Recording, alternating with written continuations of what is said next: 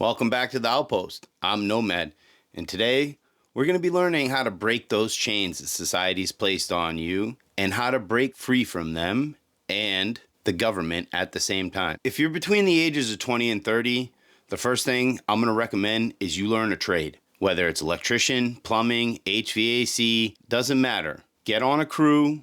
Eventually, you will see what trade is the best for you just by being on a job site. You're going to see electricians, plumbers, heating and AC guys, you name it, all over the place, even if you're a carpenter, because that's just a part of the entire process. And so you're going to find out real quick whether roofing is for you. It might not be, but framing decks, hey, that's good money too. And it's quick. If you're between the ages of 30 and 40, I wouldn't say that it's too late to learn a trade. But if you're good at learning things quickly, you could pick up a trade, even if you had a white collar job, and make decent money if you were laid off because of AI or who knows what else. Now, 40 and above, I mean, hopefully by now you've acquired some knowledges, some skills, and things like that to fall back on, right? That's kind of each person's responsibility by the age of 40 to have something other than, pushing buttons, sitting in a cubicle or whatever, retail or customer service or something. Like, hopefully you've acquired some knowledge outside of those things by the age of 40. So the next thing you're going to do is you're going to work your ass off, and you're going to work and you're going to work and you're going to work. And if you do this consistently for long enough, over a long enough time period, and try and keep your overhead expenses to the absolute minimum and keeping frugality and other luxuries of life, like eating out constantly or, constantly drinking every night or whatever, and saving up that bag. And eventually, once you put enough work in, you're going to be able to afford a home. People say it's impossible, but it's not. I know plenty of homeowners between the ages of 30 and 40. Most of them are still paying off their homes, but 20 to 30 home ownership is rare, but it happens. There are young Gen Z go-getters out there that own their own businesses and are outpacing most of the millennials that, are in the same workforce environment. Once you've established a home, now that's the time you want to start paying off all your debts and getting to even. Getting yourself down to even is essential to escaping this system, because the debt is how they maintain ownership over you, and it's actual literal ownership. You're indebted to them financially, and you have to pay them back, or they can just take it all away. So this also includes your mortgage as well. You're going to want to get rid of that as fast as possible. And if you're only making the minimum monthly payments on your mortgage, then you're going to have to pay that out for the lifespan of the loan itself. And you don't want to be hanging underneath debt for 30 years. So you're going to want to get out of that as soon as possible. So you're going to want to put whatever funds that you normally would be saving into getting rid of your debts as soon as possible. Now, if you live in a location, because we've been house hunting and land hunting a lot lately, just because the lot that we're on is kind of really small. We're only on an acre, and it doesn't really allow us much opportunity to kind of expand and get bigger as we become more motivated and want to become less dependent on the system and the grid. So if you live in a more rural area that is kind of still attached to the grid through waste and water, right? It's surprising to see how many homes are in rural locations that are still connected to town or city water and sewage. So these are the things that they try and do to connect every piece of our existence into the system. Right. And that makes it harder. The more things they have us plugged into independently into the matrix, the more it's impossible, or it seems impossible for us to actually break free from that system. If you've made it to this point and you've paid off your debts, you no longer are indebted to a lender or a bank. What you're going to want to do is get a well and a septic.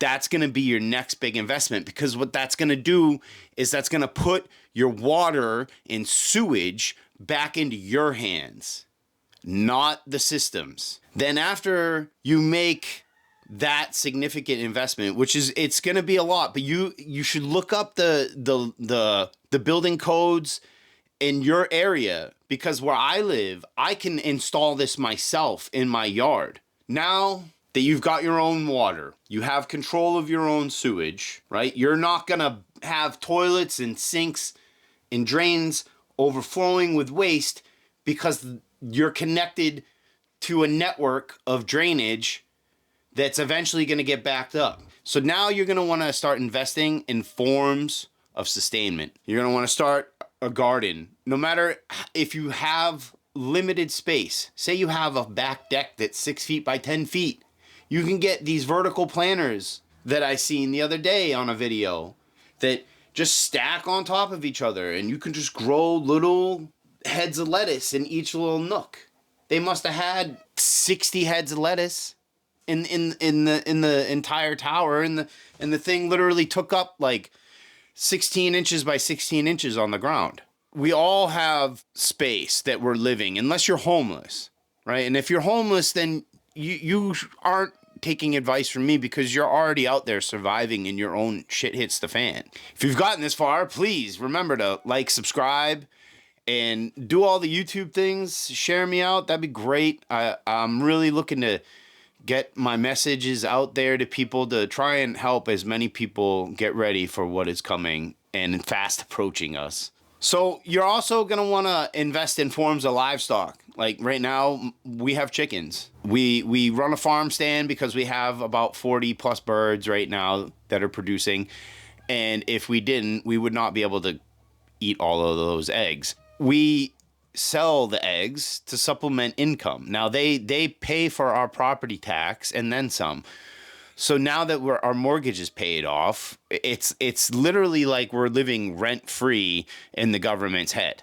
And then you're going to want to invest in building facilities, because if you're going to keep livestock and you're going to have a garden, you're going to need like places to store feed. You're going to need places to store the equipment that you need to help your livestock, right? There's a lot of little things that you're going to need to have on hand to take care of them, as well as your garden, right? So you're going to need some kind of shed. You're going to need a coop, a run for the chickens, or some kind of containment for whatever livestock you end up choosing, right? And you're going to need an area for gardening, and you're going to have to try and keep that area as secure as possible from any kind of wild animals or anything like that are going to try and get in and get your meal before you can get to it. So I touched a little bit on creating income sources for your property. Now, we sell eggs. Now, another thing that I could do is there's a lot of local tree companies in the area that have to clear out massive amounts of property, and they will just sell you straight up main trees, all delimbed and just the main stem of the tree. And you can yourself cut that up, split it, and sell it as firewood. So you're going to try and find some revenue sources now that you have this property, you own it, okay? Now you can start using it to give back to your financial stability when it comes to breaking free from the system. Alternate power sources. You can have solar battery packs on hand. I have several, and the solar panels to go with them. But that is not gonna sustain full off grid. Like, I can't repower my entire house with these. And to be honest, I don't think any portable, to a degree portable, right? Because I know there's lots of systems out there now that could probably claim they are portable, but they're They're meant to stay in one place for a long time. I could not power my entire outpost with just those. So we're going to need a more permanent solution. Those are temporary solutions. Those are for, when the power's out for a couple days, or I want to go and host some kind of thing in a park or something like that, and I need power, and we'll be out in the middle of a field where there is none. Well, I can bring that and keep some power going for a little while, right? Like it is nice to have portable power when you need it, especially in these bigger solar banks and stuff, because I can get that to charge up in about 3 hours if I have good sun, because I got the 2 panels for it. Now, this is the stage that I'm at. I am looking for not temporary solutions to alternative power. I want to break free from this grid completely.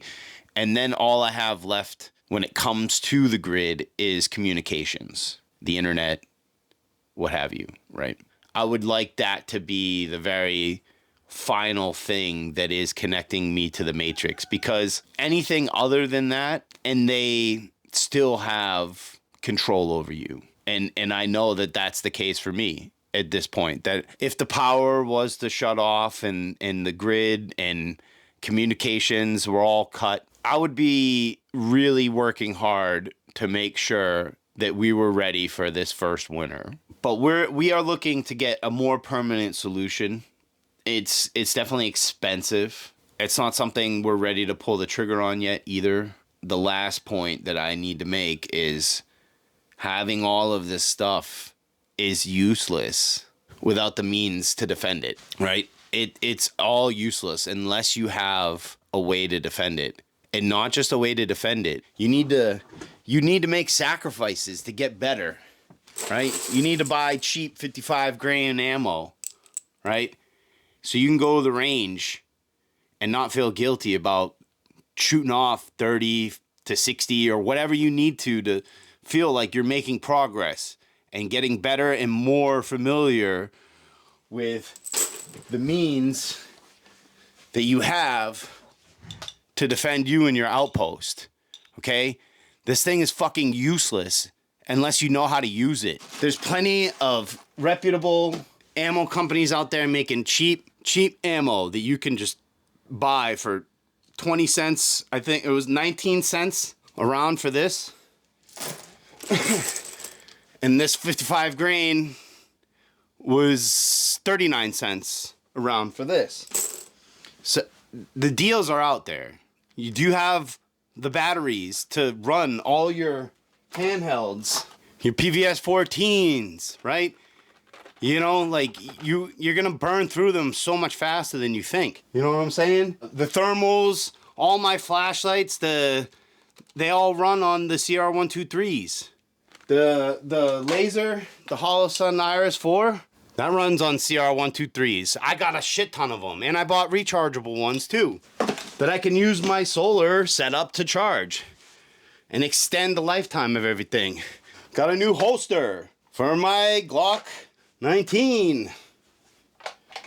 Because I'll tell you what, the way things are getting right now, when I'm around here, I'm just carrying full time now because things are getting out of control. You need to not only have the means to defend yourself, but you also need the community to help have your back. Because if you don't have a community behind you of like-minded people that are training, that are getting better, that are improving their situations, whether it's building gardens, water collection, you name it, you need to get people that you care about to start getting concerned with how they're going to be eating in 6 months. Most normal people, they're too concerned with how they're drowning in debt, how their student loans are making it impossible for them to go anywhere in life while they work entry-level positions because nobody gives a hell that you have a bachelor's in psychology anymore.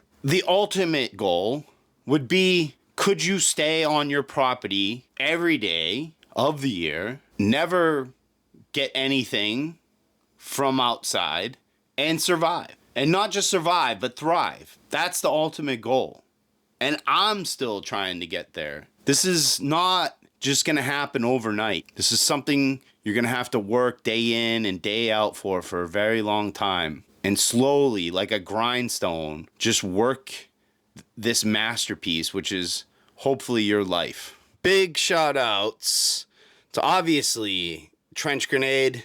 I would say that everything that has changed with the channel was pretty much thanks to him. He inspired me to go out and do it right, find focus for my channel, and he's actually become probably one of my closest friends that I've had in a long time. The next shout out I want to give goes to Hudson Valley Prepping and Survival. Mike, I can't thank you enough for everything you've done for me over, since I've been to YouTube. You're truly an inspiration, and you guys got to catch his podcast on Wednesday night, man. We all gonna die Wednesdays. You should check him out. Give him a sub. Same with Trench. If you guys haven't seen either of those guys yet, which I'm sure is impossible. Next, I want to give a shout to Rural 2IC and Grit and Grace. If you're in the prepping space, you probably know these two. They're starting a new channel called From the Ashes Homestead, and they bring a wealth of knowledge as far as their farming and livestock raising and just overall wild edible knowledge is top notch from these two. And Rural 2IC does a morning chat, which is great. You can watch with some coffee, and he always is spitting knowledge bombs, and much love to these guys. Then we got Mike Tango Whiskey. He is somebody that has always, me and him have always had quite the instant connection from the get-go. He's a great dude. He runs an awesome channel. He's very practical with his approach to both tactical and prepping. He takes a very realistic approach to how he goes about his preparations and what he does. And I think you should definitely check him out for sure, 100%. And then my boy, Tactical Muffin Top, because he does lives pretty quite often. He's very knowledgeable in the medical side of things. He is constantly pushing for people to try and get better, get stronger, and prep and get ready and build community. So gotta give old Tactical Muffin Top a shout out as well. You guys, 10 videos, the challenge from Trench, it's over. It's been fun. And I plan to continue to make some cool content for you guys and keep this going. So thank you to everybody that's stopped by and still hanging out. With that said, everybody, I'd like to thank you all for coming out to the Outpost. I'm Nomad, and we'll see you next time.